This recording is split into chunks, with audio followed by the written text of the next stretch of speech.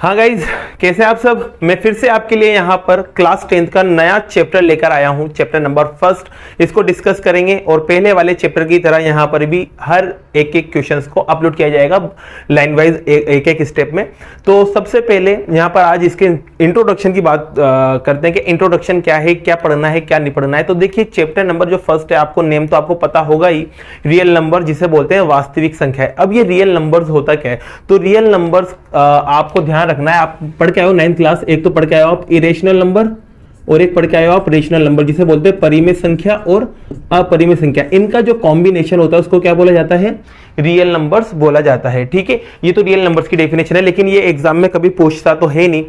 तो आगे की जो पूछने वाली बात है उसके ऊपर डिस्कस करते हैं। तो इसके अंदर आप जो पढ़ेंगे, सबसे पहले जो टॉपिक है आपका काम का, वो है आपके यूक्लिड्स डिवीजन लेमा। ये आपको पढ़ना है। यहां पर हिंदी में बोलते हैं इसको यूक्लिड विभाजन प्रमेयिका। ठीक है, इसको पढ़ना है आपको। तो ये है क्या चीज, सबसे पहले तो इसको समझना पड़ेगा आपको, ये है क्या। तो इसको समझने के लिए देखिए अपन क्या करते हैं। आपको मान लो बाई चांस कोई भी दो पॉजिटिव इंटीजर्स दे रखे हैं। क्या दे रखे हैं आपको, दो पॉजिटिव इंटीजर्स दे रखे हैं, मतलब धनात्मक पूर्णांक दे रखे हैं। मतलब प्लस वाले जितने भी नंबर होते हैं, जो जीरो से स्टार्ट होते हैं और प्लस तक जितने भी जाते हैं, उनको बोलते हैं अपन पॉजिटिव इंटीजर। आपको मान लो कोई भी दो पॉजिटिव इंटीजर आपको दिए, जैसे कि फॉर एग्जाम्पल मैंने यहां पर कोई भी दो नंबर ले लिए, एक तो 2 ले लेते हैं और एक 5 ले लेते हैं। चलो ये दो नंबर ले लिए, चलो इसको हटा के एक और दूसरा नंबर ले लेते हैं 7।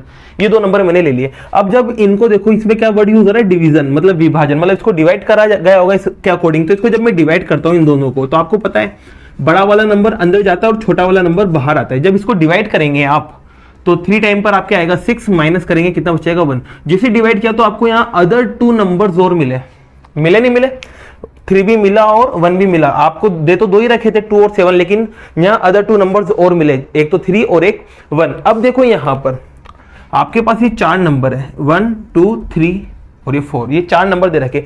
इन चारों में अगर एक मैं रिलेशन बनाऊं और इन चारों को मैं क्या करता हूं, जैसे मैंने दो पॉजिटिव इंटीजर्स लिए, तो एक को तो मैं मान लेता हूं ए और एक को मान लेता हूं बी। और यहां पर ये जो नंबर आए दो अलग से, इसको ऊपर वाले को बोलते हैं कोशेंट, मतलब भागफल, तो इसको क्यू से बता देते हैं। और इसको बोलते हैं रिमाइंडर, मतलब शेषफल, तो इसको आर से बता देते हैं। तो यहाँ पर दो अदर इंटीजर्स और मिले आपको, एक तो मिला क्यू और एक मिला आर। तो इन चारों में जब एक रिलेशन आप बनाओगे, क्या बनाओगे, एक रिलेशन बनाओगे। और वो रिलेशन आपके पास क्या होता है, तो रिलेशन को अपन लिखते हैं ए बी क्यू आर में एक रिलेशन है, A is equal to B Q plus R. तो ये जो आपका रिलेशन निकला है, ये जो रिलेशन निकला है आपका A is equal to B Q plus R, यही क्या कहलाएगा आपका यूक्लिड डिवीजन लेमा। लेकिन इसमें एक चीज का और आपको ध्यान रखना है, ये आधा अधूरा यूक्लिड डिवीजन लेमा है। तो आपको पूरा समझना है, तो पूरा समझने के लिए यहाँ पर एक कंडीशन और जुड़ती है। और वो कंडीशन क्या होती है कि जो ये आर होता है, मतलब जो रिमाइंडर होता है, शेषफल जो होता है, वो हमेशा 0 से बड़ा होता है या फिर बराबर भी होता है 0 के। ध्यान रखना, ये बड़ा और बराबर दोनों का साइन होता है। और इसके अलावा जो आर होता है वो हमेशा छोटा होता है, किससे, बी से छोटा होता है। अब आपको ये कंडीशन भी ध्यान रखना है कि यार ए कहां था, बी कहां था, क्यू कहां था। तो ए तो यहां रहेगा, बी यहां रहेगा, और जो ऊपर आएगा उसको बोलेंगे आप क्यू, और नीचे जो आएगा उसको बोलेंगे आर। तो चलो मैं आर की आपको कंडीशन बताता हूं कि यार आर कैसे 0 के बराबर भी हो सकता है और कैसे 0 से बड़ा भी हो सकता है। तो देखो यहां पर बात करते हैं, जैसे कि दो नंबर लिए 2 और 4, और दूसरा नंबर लेते हैं 2 और 5। चलो इसको जब आप डिवाइड करोगे, जब आप इसको डिवाइड करोगे, 2 2 जार क्या आएगा, 4 आएगा, माइनस करेंगे कुछ भी नहीं बचा, मतलब एक तरह से 0 ही बचा। और बात करते हैं जब इसको आप डिवाइड करोगे, तो 5 को इससे डिवाइड करोगे जब आप, तो यहां पर आपके पास 2 2 जार 4 आएगा, माइनस करेंगे तो कितना बचेगा, 1 आएगा। तो कहने का मतलब यहां पर तो आपके पास 1 बच रहा है, और आर क्या होता है, नीचे की तरफ जो बचा हुआ रहता है। तो यहाँ तो 1 बच रहा है आपके, और यहाँ कितना बच रहा है, 0। तो इसका मतलब जो 0 है, आर की वैल्यू 0 के तो बराबर आ ही रही है। और 0 से बड़ी कैसे आ रही, क्योंकि यहाँ पर आर की वैल्यू क्या आई थी, यहाँ पर 1 आई थी। इस वजह से आर की वैल्यू जो है वो 0 के बराबर भी हो सकती है और 0 से बड़ी भी होती है। लेकिन एक कंडीशन है कि आर जो है वो हमेशा किससे छोटा रहेगा, बी से। और बी कहाँ होता है, यहाँ बाहर की तरफ। तो बाहर की तरफ देखो यहाँ क्या है, 2। देखो ये 2 जो है वो 0 से बड़ा है, और ये 2 जो है वो 1 से भी बड़ा है। इसका मतलब ये है कि आर की कंडीशन भी साथ में लगाना जरूरी है आपको कि यार Euclid division algorithm sorry lemma क्या होता है या प्रमेयिका क्या होता है। तो आपको ध्यान रखना है कि ये कंडीशन ही क्या कहलाएगी, यूक्लिड डिवीजन लेमा कहलाएगी आपके पास। ठीक है, ये आपको ये समझ में आया होगा। बात करते हैं यूक्लिड डिवीजन लेमा के बाद एक और चीज आपके पास आती है, वो आती है आपके पास यूक्लिड डिवीजन एल्गोरिथम। दूसरी जो चीज आपको पढ़ना है यहाँ पर, शॉर्ट में लिख लेता हूं यूक्लिड डिवीजन एल्गोरिथम। ये आपके दूसरी चीज आई यहां पर, जिसे हिंदी में बोलते हैं यूक्लिड विभाजन एल्गोरिथम ही बोला जाता है, इसको हिंदी में भी एल्गोरिथम ही बोलेंगे आप।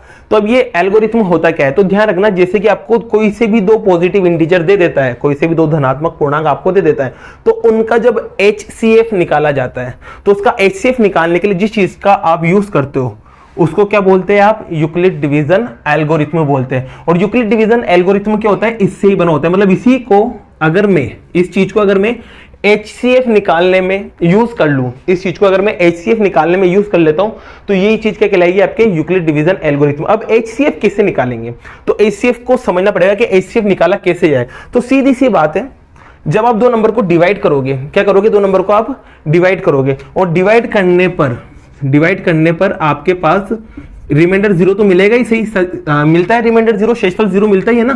तो रिमाइंडर जहां भी आपके यहां पर रिजल्ट जब भी 0 मिले, तो उस कंडीशन में यहां पर जो बाहर जो नंबर होगा, जिसे बोलते हैं डिवाइजर, ये क्या कहलाएगा, आपका HCF कहलाएगा। मतलब आपका इसका यूज क्या करना है, इसका यूज सीधा सा है कि HCF निकाल के देगा आपको ये दो नंबर का।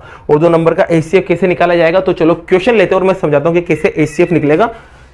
हाँ तो गाइज, मैंने यहां पर आपके एक्सरसाइज 1.1 का पहला क्वेश्चन लिया है और पहले का भी पहला पार्ट लिया है। इसमें आपको मैं बताऊंगा कि कैसे HCF को निकाला जाता है और किसकी मदद से बोला है। उसने यूं बोला है कि HCF निकालने के लिए आपको यूक्लिड डिवीजन एल्गोरिथम का इस्तेमाल करना है। आपने सीख तो पहले भी रखा है, लेकिन अब नए तरीके से आपसे कहा है कि यूक्लिड डिवीजन एल्गोरिथम से आपको HCF निकालना है। तो कैसे निकालेंगे, तो सबसे पहले तो आप इन दोनों को कंपेयर करोगे, मतलब तुलना करोगे कि बड़ा कौन है छोटा कौन है। तो बताओ इन दोनों में बड़ा कौन है, बड़ा है आपके 2 to 5, तो आप लिख देंगे कि 2 to 5 is greater than to 135, मतलब ये इससे बड़ा है।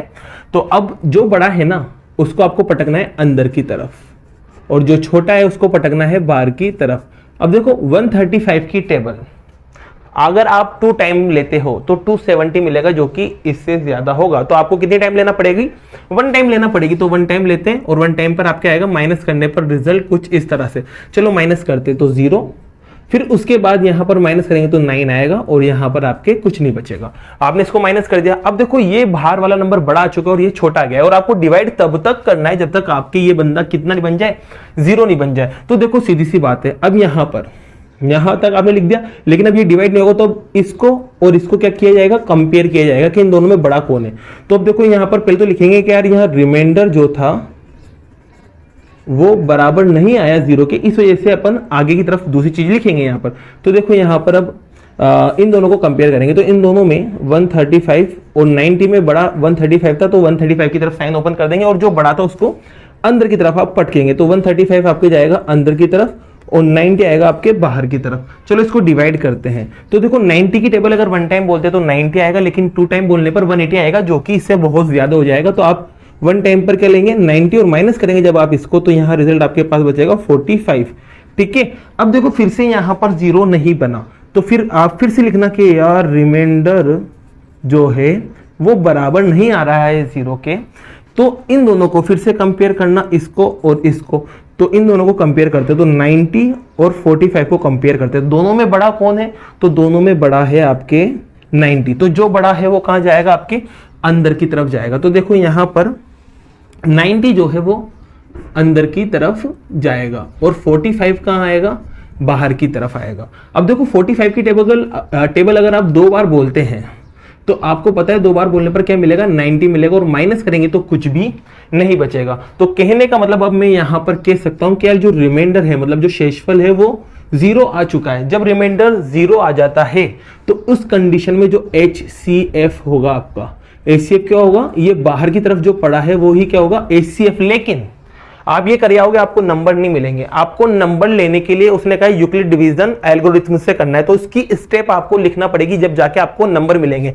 तो स्टेप लिखने के लिए चीज याद रखना है कि A की पोजीशन कहां होती है, B की पोजीशन कहां होती है, Q की पोजीशन कहां होती है और R की पोजीशन कहां होती है। और एक रिलेशन याद रखना है आपको कि A is equal to BQ plus R। बस यहां वैल्यू रखते जाओ, आपकी स्टेप बनती जाएगी। तो देखो सीधी सी बात है, इसके लिए जब मैं स्टेप लिखूंगा तो बताओ इसमें A की जगह देखो क्या आ रहा है, तो इन दोनों को मैच करो। तो A अंदर होता है, तो यहां पर अंदर की तरफ कौन है, 2 2 5 अंदर की तरफ है, तो A की जगह ही आ गया।